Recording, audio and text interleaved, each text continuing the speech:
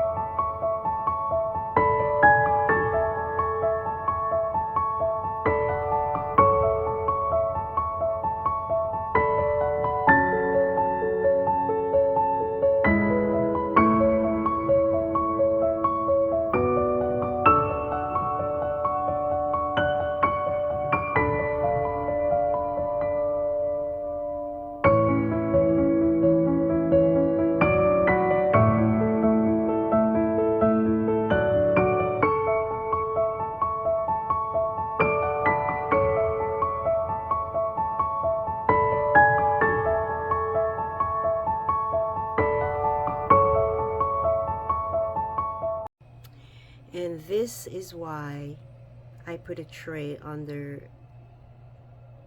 the jars that I'm using for fermenting the chicken feed, because every once in a while that happens.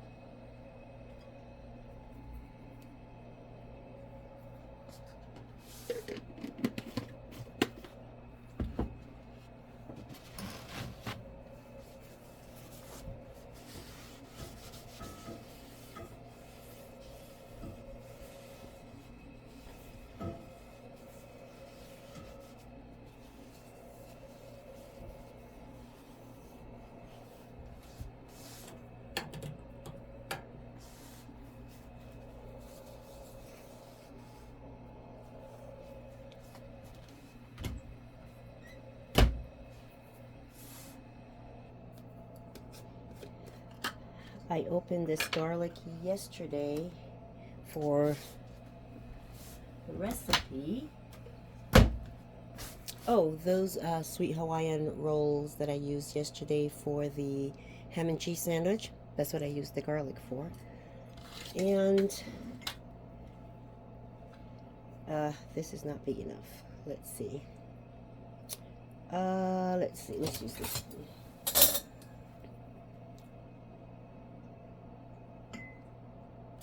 I tend to just separate my garlic when I buy it like this. I will not use, I don't use this garlic that often. I do use it quite a bit, but I use fresh more often than not. But I love having this around for convenience sake, so I will put one of these in my fridge and the rest in the freezer. I think I still have one in the freezer outside. I just couldn't find it. So there's one. Let's fill this one.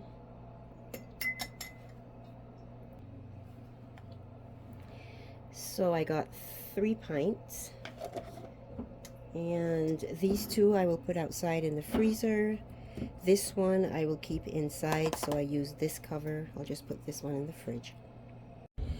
So today was a day of doing a little bit of this and a little bit of that, and I have been sharing some of it with you.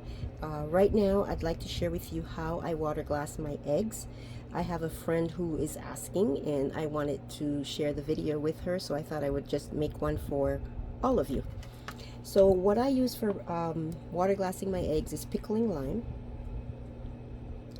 And in addition to that, the only other ingredient you need besides the eggs is filtered water or unchlorinated water. So if you are on a well like we are, then you can just use your tap water. Otherwise, if you have a way of filtering the water, you can do that, because you don't want chlorinated water for your water glassed eggs.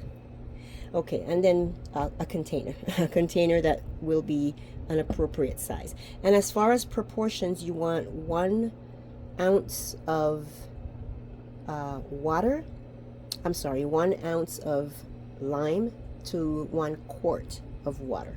So I'm using 2 quarts of water, so I am going to get 2 ounces of pickling lime in this bowl. And I already well, I did have it tared, but okay. So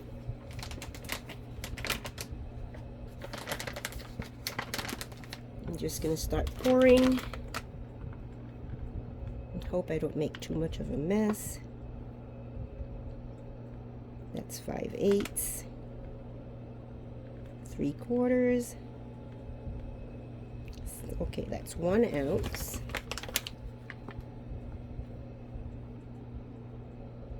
1 5/8.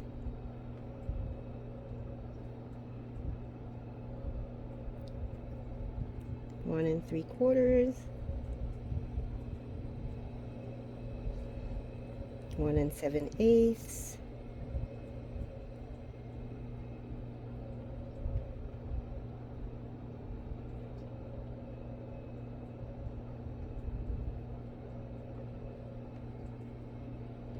2 ounces exactly.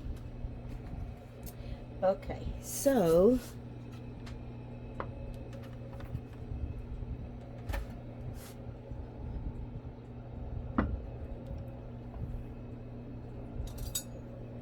let's put the lime into the water.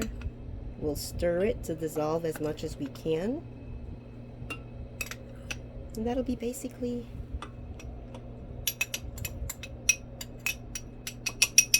it.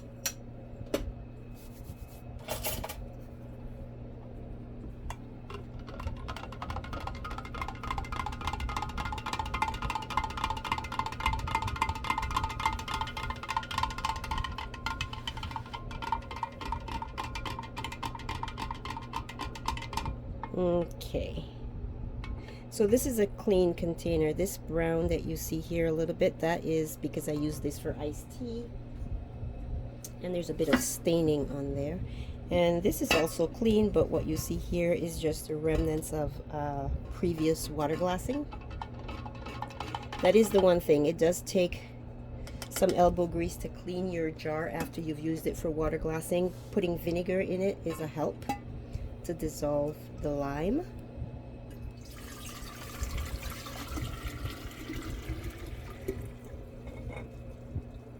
So 2 quarts does not fill this container, as you can see, but I just add more as I am filling up my jar. So next,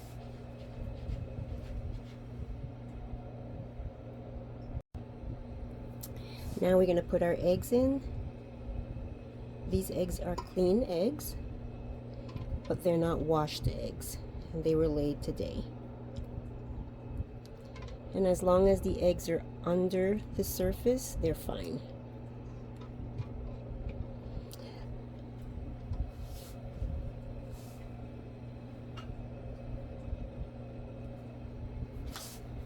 These eggs were from yesterday. And that's really all there is to water glassing eggs. Some people use much larger containers. They use 5-gallon buckets. You can try any of those things. Some people use this half-gallon jars. My problem with that is the opening is too small, and yeah, I don't want to break any eggs as I drop them by mistake, and it's hard to get them out. Well, we are only 2 people, so I don't think we need to do a 5-gallon bucket. But what I have seen the results be from people who use the 5-gallon bucket is the weight of the eggs on the top eventually crack the eggs on the bottom, and then those eggs are ruined. So this is, I don't even know what size this is. This is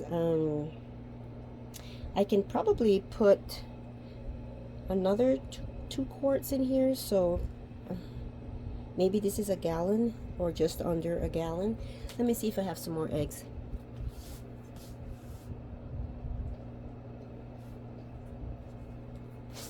Well, I do have some more eggs. I meant yesterday's eggs. I could probably go to 3-day-old eggs, but I prefer not to. I'll just stick with 1 to 2-day-old eggs. Okay, and that is it. We put the cover on it and we put it away in the cupboard till we are ready to add more eggs. So something just came up while I'm making this cookie dough, and I thought I would just get on and share this with you. I'm making chocolate chip cookies. I have been having such a craving for the past, I don't know, week or 2, and I've been very good when I go to the store. I haven't bought chocolate chip cookies, or any cookies for that matter, and I like to just, yeah, make my own. Anyways, it calls for a 3/4 cup of sugar and 3/4 cup of brown sugar, which I don't have. And that happens from time to time because I don't always want to make brown sugar. You guys can Google it, or I can make it for you in an upcoming video, just show you how I make brown sugar. But if you don't have brown sugar is just sugar with molasses. And so what I do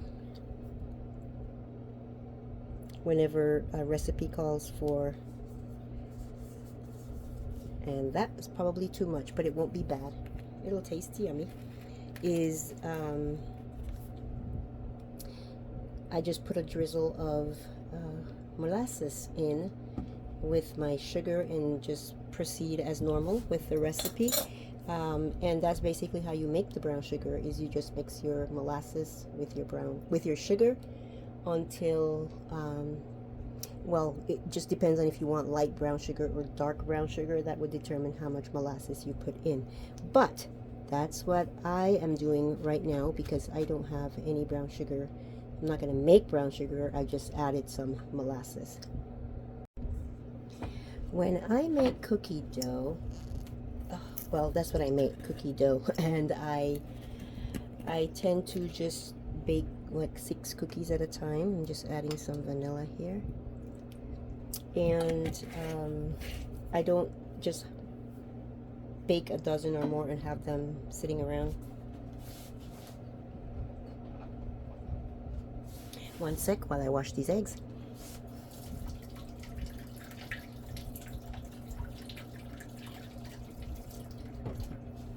Okay, I was lazy. I didn't want to go get water glassed eggs out of the cupboard, so I'm using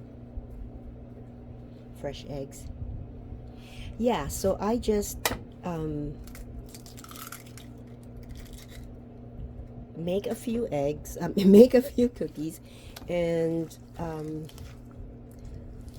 put the rest in a Ziploc or a small container. I put half of it in the freezer and I put half of it in a container in the refrigerator, and then every few days or so, whenever we want cookies, I just take it out and bake 6 of them, because that's usually all we eat at a time. My husband probably eats 2 and I eat 4, and that's it. So I don't overdo it, but also I have them available when I want them. And it's been a while, let's see, probably about a month or so since I've had any cookie dough, and I've been craving it and fighting myself to not get any at the store. So finally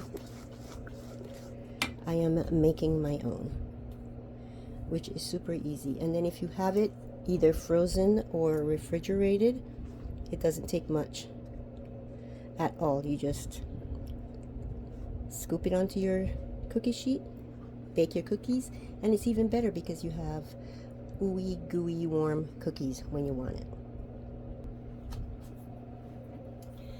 2 cups of chocolate chips.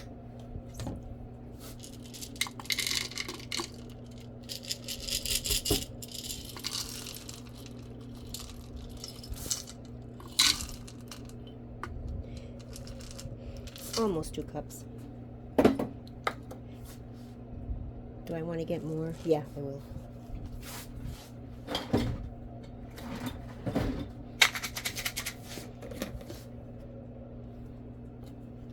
Can't skimp on the chocolate chips.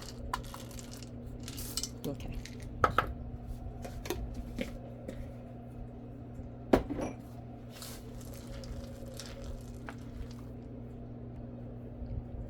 I'm going to pop these in the oven.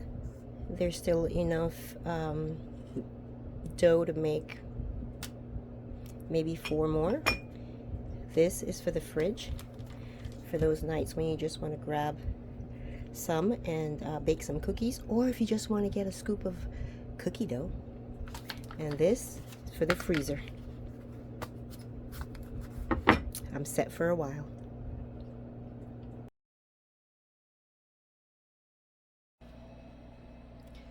Cookies are done. Dinner is leftovers. We are going to have chili from the other day. You can have it with some crackers.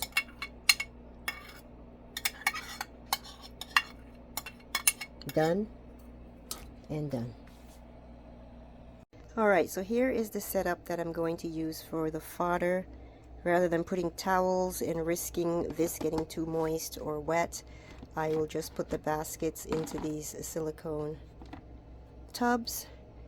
And here's a look at our fodder. It's doing so well. Obviously, if you are, I don't know, in different climates, if you have a more humid environment, it might go faster. So this is going to take a little bit longer than I expected. I don't think it's going to be ready in 5 days. Maybe there's too many in this container. I don't know. I'm going to put a little bit less, not quite half in here, and see if it speeds up the process. But this will be my last video showing you guys the process or the stages. But I still think it's a great idea, even though it's taking a little bit longer. I'm pretty excited about it.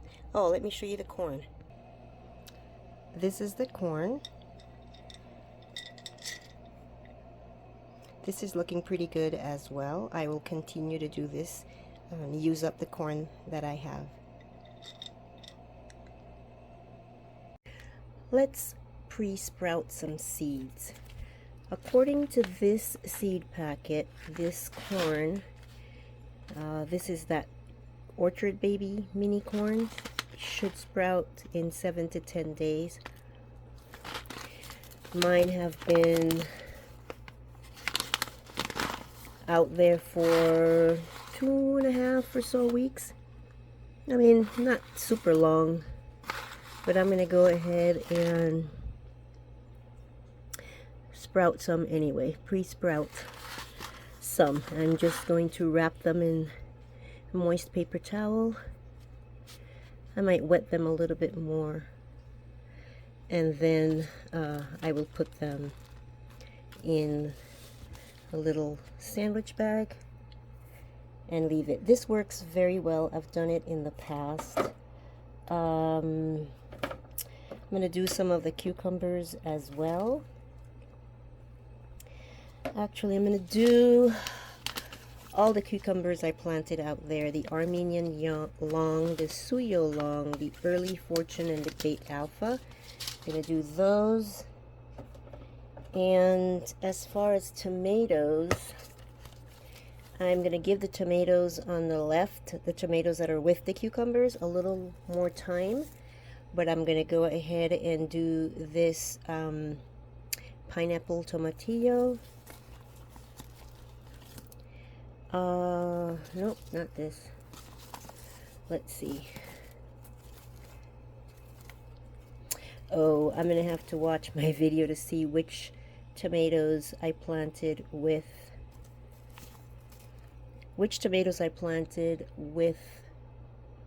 the peppers, or with the what do you call it, which tomatoes I planted with the tomatillo. I planted a tomato, I don't know, I put it in two places, but I don't know if it was two different tomatoes or one tomato. But anyways, I'm going to see what I planted with this and pre-sprout that as well. And then as for the tomatoes in the bales, I'm going to give those a little more time as well. So I'm going to do this and label these bags so I know what's in each one. Okay, all the outside chores are done. The girls got their soldier worms. And the last thing I'm doing for the day is pre-sprouting these seeds like I mentioned. So I did the suyo long cucumber. The tomato that I was trying to figure out, it's Floridade. That is the tomato that is with the pineapple tomatillos. And I was really heavy-handed with this by mistake, so I probably have 12 or 15 seeds in there. They're super small. The Armenian yard-long, the corn, the Bait Alpha, and the Early Fortune, all cucumbers. So all of these are going to sit here in the house, and I will check on them in a few days to see if they've sprouted. As they sprout, I will put them in cells outside in the greenhouse. Yeah, and I will give them a chance to grow up. And if nothing comes up in the garden, you know, none of these, I will replace them. And if for some reason I end up with way more than I could use, I have lots of gardening friends, and I will just share the wealth with them. All right, you guys, I will see you in the next video. I'm excited to share with you my first garden tour, and I hope that you guys have a great rest of the day, and take care till we see each other again. Bye.